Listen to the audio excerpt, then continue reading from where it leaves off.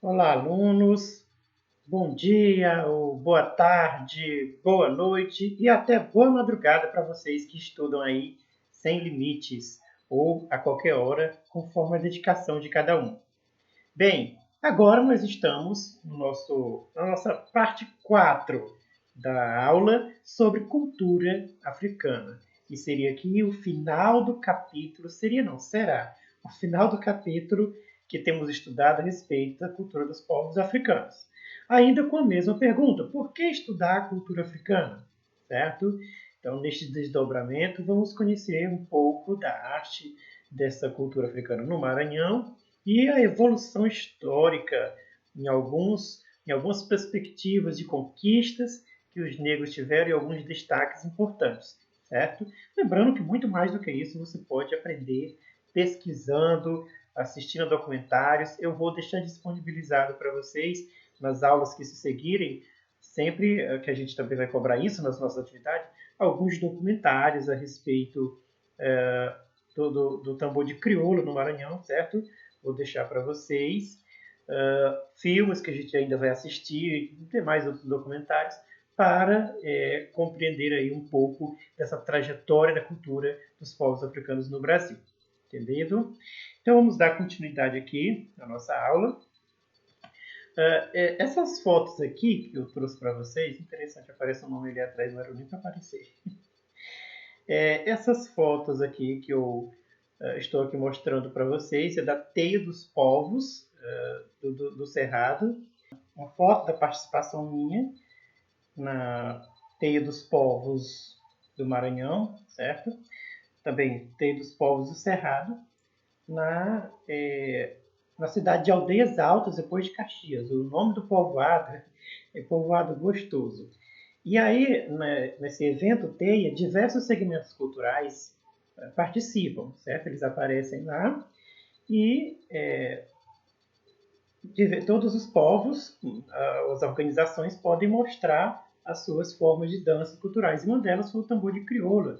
Vocês podem observar que as mulheres têm saias de diversas cores, quer dizer que elas participam de diversas organizações de tambor de crioulas, certo? E eu aproveitei tirar foto com uma das dançarinas, essa daí é uma das que estava mais bem produzida, porque ela realmente... Aí tem muita gente aí que não faz parte da dança, mas que, porque a teia é esse movimento onde todas as culturas falam a mesma voz, né? Querem liberdade, querem espaço, querem direito. E aí a gente inclusive dançou a dança dos índios, que eu esqueci de mostrar para vocês quando a gente estava falando de cultura indígena, mas eu vou deixar um vídeo aí para vocês. Uma dança dos índios que eu mesmo filmei, só que todo mundo participando, não era só os indígenas. E aí vou deixar um vídeo também, essas mesmas fotos nesse mesmo ambiente eu filmei a dança do tambor de crioula, certo? A gente vai falar agora do tambor de crioula, por isso eu mostrei essa foto aí para vocês, certo? Olha, no que se refere... deixa eu pegar minha canetinha. Caneta. No que se refere à herança cultural dos povos africanos, aqui no Maranhão, o tambor de crioula é uma das danças mais importantes, certo? Os mais importantes legados cultural que existe aqui no Maranhão é o tambor de crioula. E é uma dança que acontece geralmente, e essa era a ideia, em honra ao santo, certo? O santo católico São Benedito. Mas veja só, uma coisa interessante, que a gente já falou anteriormente, que os negros, no seu processo de readaptação cultural, se misturaram com a estética portuguesa. O tambor de crioula, que faz essa dança assim de matriz africana, mas que tem essa homenagem ao São Benedito, é uma prova viva aliás, é uma prova interessante de que houve essa interação entre o catolicismo, a estética portuguesa com a cultura africana, certo? O tambor de crioula é um exemplo disso. Então, como é que a dança é organizada? Lembra que a gente falou também que a maioria das formas artísticas, da produção artística da cultura africana é tridimensional? Pois é, isso também acontece na organização, na estrutura da dança do tambor de crioula, que tem três partes na composição ali dos cantores, certo? E os batedores de tambor, certo? Eles também são chamados de coureiro. os batedores de tambor são chamados de coureiro, ok? E aí tem a composição ali, vamos dizer assim, o que seria a banda, certo? Os animadores do evento da música são os coureiros, que batem o tambor, os cantores, claro, que eles vão cantar as músicas nativas, que representam a força do negro e a liberdade do negro, e as dançantes, que são as mulheres. Não significa que os homens não podem dançar, certo? Mas geralmente são as mulheres que dançam, e dançam ali com os seus enfeites, que tem um segmento de cor, tem um significado em relação ao seu grupo, aqueles que ele representa. E no que se refere ao tambor de crioula, diversas organizações quilombolas, diversas organizações de dançarinos de religiões de matriz africana utilizam, têm a sua liberdade de criar sua cor, de criar seu estilo e tudo, mas não importa, certo? Então, as dançantes têm ali suas vestimentas, geralmente sensuais. Quando fala sensual, não é que estão mal vestidos. Sensual para o branco é estar mal vestido, mas para os negros, nesse sentido aqui característico, não. Então, as danças que geralmente são feitas em um movimento de girar o corpo e tudo. O comportamento da dança é que ela acontece na forma de espiral. Os batedores de tambor estão ali, postos num local estratégico, os cantores próximos a ele, e faz-se um círculo próximo também aos batedores, eles ficam separados ou dentro do círculo, não importa, dependendo do tamanho do círculo também, né? E esse círculo é feito de dançantes. Então, geralmente, dependendo da organização do grupo de tambor de crioula, uma matriarca que ela vai abrir a roda.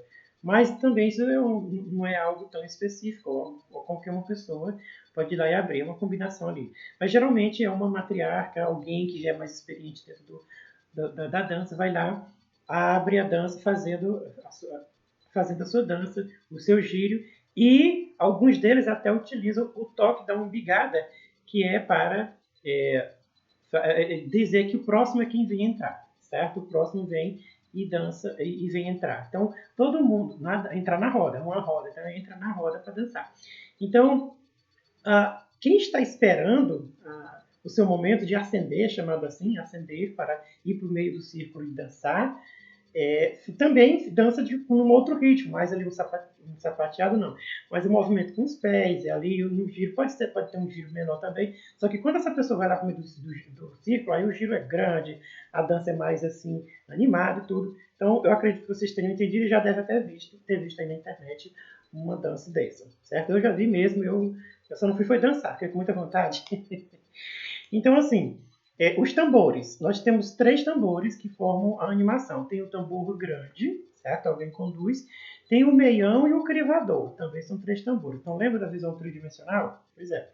Então, essa aqui é um pouco da estrutura da dança do tambor de crioula. E é tão famosa no Maranhão que o IFAM, um instituto brasileiro aí, que trata de questões culturais e tudo, reconheceu em 2007 o tambor de crioula como patrimônio imaterial brasileiro, certo? Então, assim, é muito interessante a gente perceber que no Maranhão a gente tem essa riqueza, aqui no nosso Maranhão, tem essa riqueza dessa herança cultural, que também tem várias, mas também o tambor de crioula de origem africana, certo? Visto que no Maranhão a presença de escravos negros foi muito grande. Temos a cidade do Codó, que foi um antigo quilombo, portanto lá a maioria esmagadora, de mais de 70% da população são negros, certo? Então vamos continuar aqui a nossa aula. Eu esqueci de reafirmar, mas nós ainda estamos naquela pergunta: por que estudar cultura africana?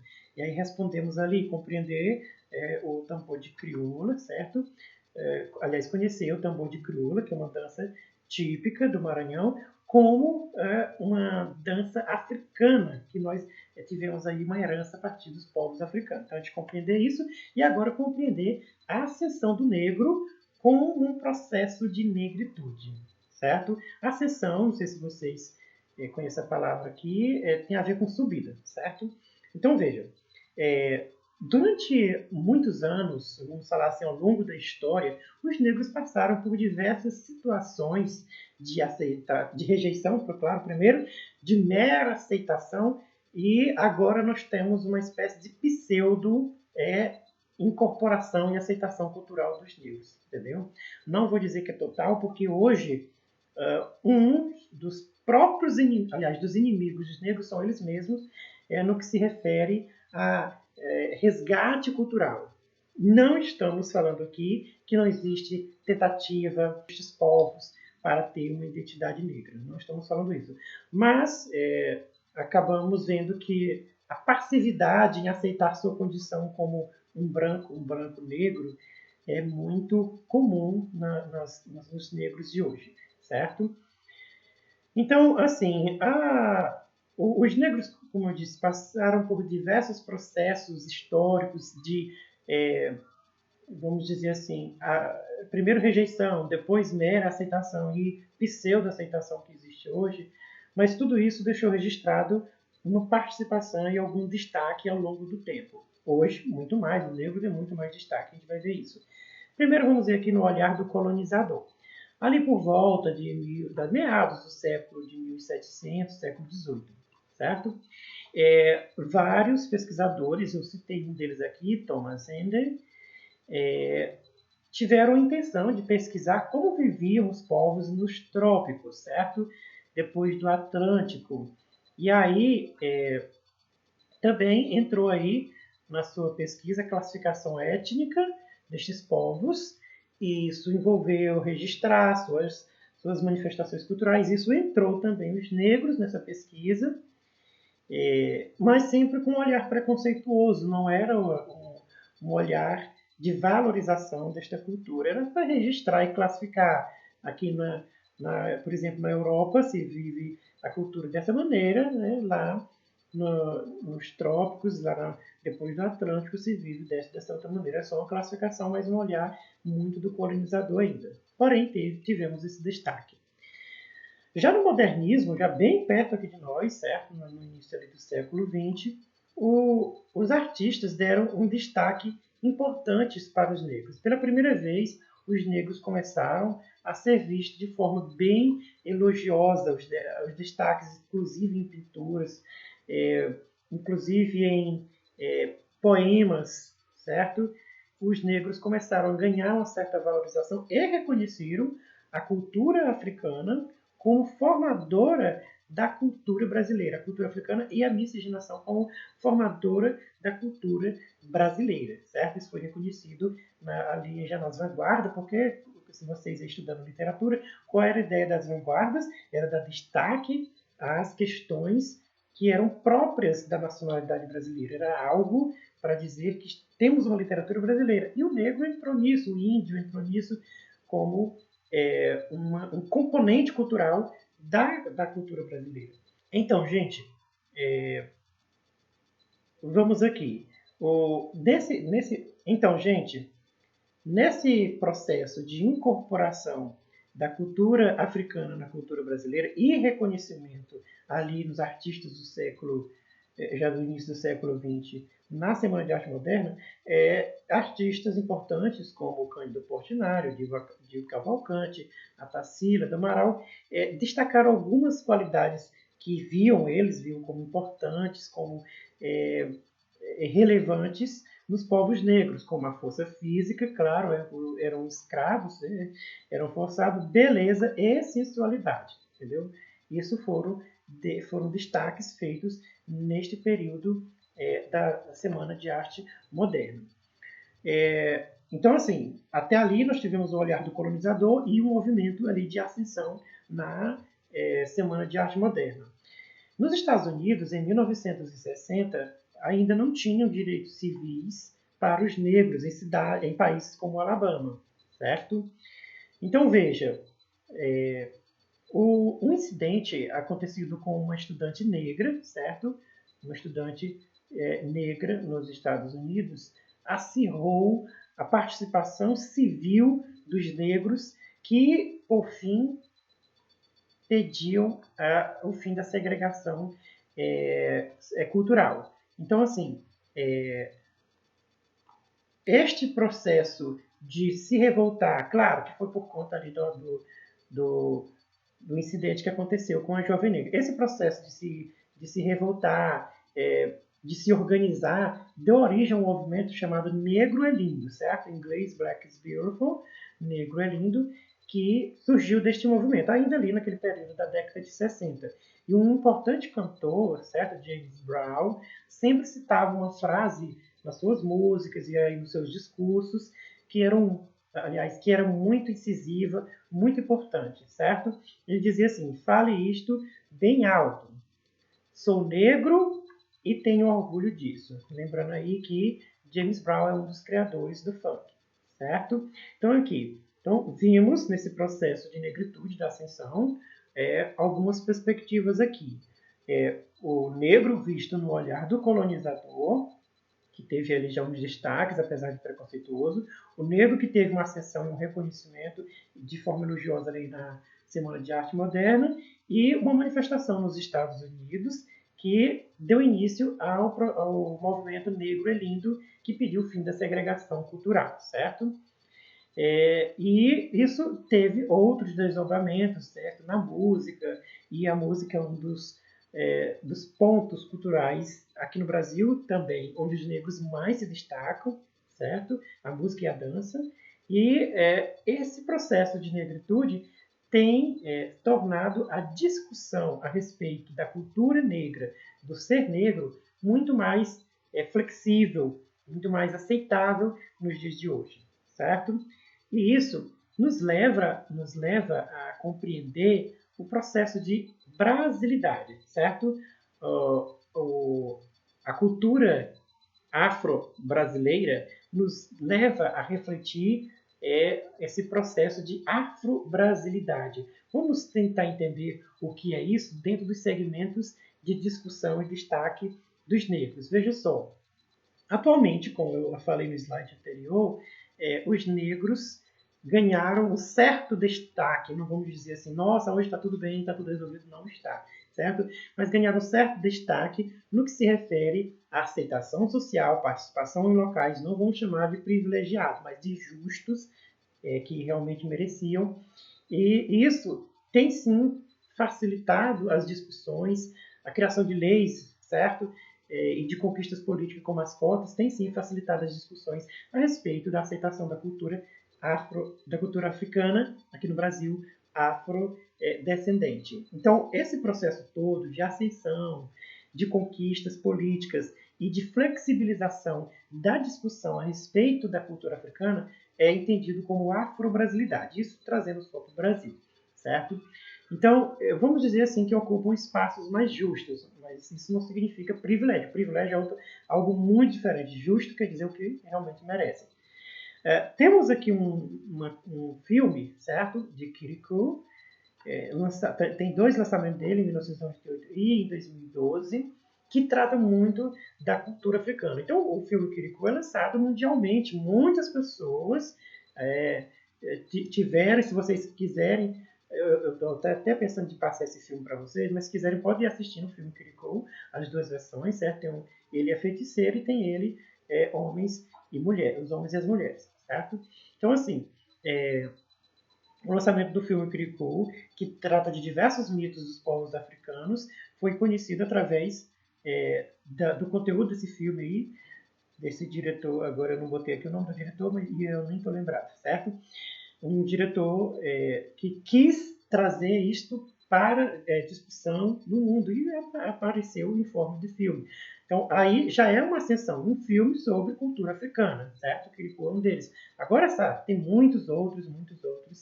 Aí, atualmente, tem sido a afro-brasilidade, tem sido discutido bastante, certo?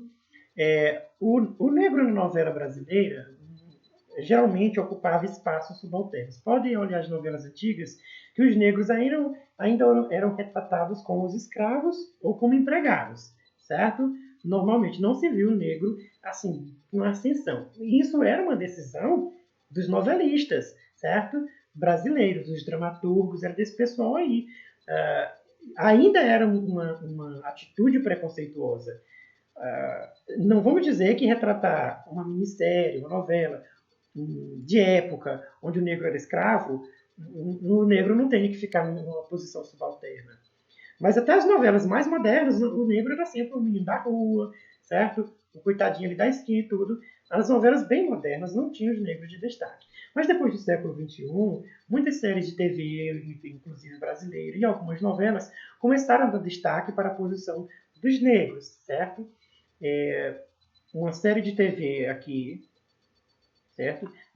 Que foi criada aqui no Brasil, destaca um personagem negro, um cantor glamuroso da música, chamado Mr. Brown, certo? Então isso já deu uma grande, parece-me, eu estou lembrado de Thaís Araújo, uma atriz brasileira, negra, e eu esqueci o nome mesmo de batismo do cantor, do ator, mas vocês mesmos pesquisam aí, entendeu? Mas ele desenvolveu o papel do Mr. Brown, glamouroso da música, certo? Então isso daí já deu um grande destaque para a personalidade negra. Quero destacar também aqui a artista Rosana Paulini, que desde a década de 90 refletiu bastante a participação dos negros, só que de uma forma satírica, ou seja, ela criticava bastante a humilhação, principalmente que as mulheres negras sofriam, onde era, segundo ela, não é segundo ela, mas no manifesto dela, que inclusive aqui é uma série que ela criou de pinturas e de exposições chamada Bastidores. Por que ela fez isso? Porque, de acordo com Rosana Paulinho, os negros, principalmente as mulheres negras, eram vistas onde? Nas salas de fábrica de costura, como donas de casa, como uma vendedora ambulante na rua, ou mesmo lavradoras, certo? Não se via as mulheres negras, ela fala muito das mulheres negras, mas a ideia era destacar o povo negro. As mulheres negras sempre vistas nos bastidores, ganhando pouco e sem poder falar. Por conta disso, o que ela fazia? Pegava fotos de negros, dava um jeito, que naquela época já podia fazer uma transposição química para um tecido, dessa foto para um tecido, e bordava com linha preta a boca e a garganta e às vezes a sobrancelha, certo? Dos personagens que ela grafava no tecido. Então, para dizer o quê? Impedidos de falar, certo? Às vezes impedidos de ver, e sempre nos bastidores. Então, essa era a ideia da artista Rosana Paulino. Então, uma forma muito crítica de retratar aí a afro-brasilidade. Ela queria dizer que era importante, porém que não era visto, não tinha nenhum reconhecimento social. Entendido? Então, gente, esta daqui terminou? Terminou. Esta daqui foi a nossa última reflexão aqui deste capítulo, mas a gente vai dar seguimento com mais uma sequência de atividades onde vocês vão pesquisar também, vocês vão responder atividades, vocês vão estudar e a gente vai assistir também documentários. Vou deixar para vocês aqui posto alguns documentários, inclusive sobre o tambor de crioula, certo? Vou deixar lá na orientação. E vocês vão pesquisar e entregar diversas atividades, certo? Agora é a hora, por exemplo, da gente entregar atividade na seção vistos, certo? Atividades sobre cultura africana. Eu mandei vocês estudarem, fazerem parece que 2 vezes, e as demais vezes eu sugeri que vocês fizessem depois, quando terminasse. Agora eu vou deixar aí a seção vistos para vocês entregarem as atividades sobre cultura africana. Então, eu espero ter me explicado neste pequeno trecho, porém não parem por aí, existe muito mais do que isso, vocês devem continuar pesquisando, continuar estudando. Então, até uma próxima aula e tchau, tchau.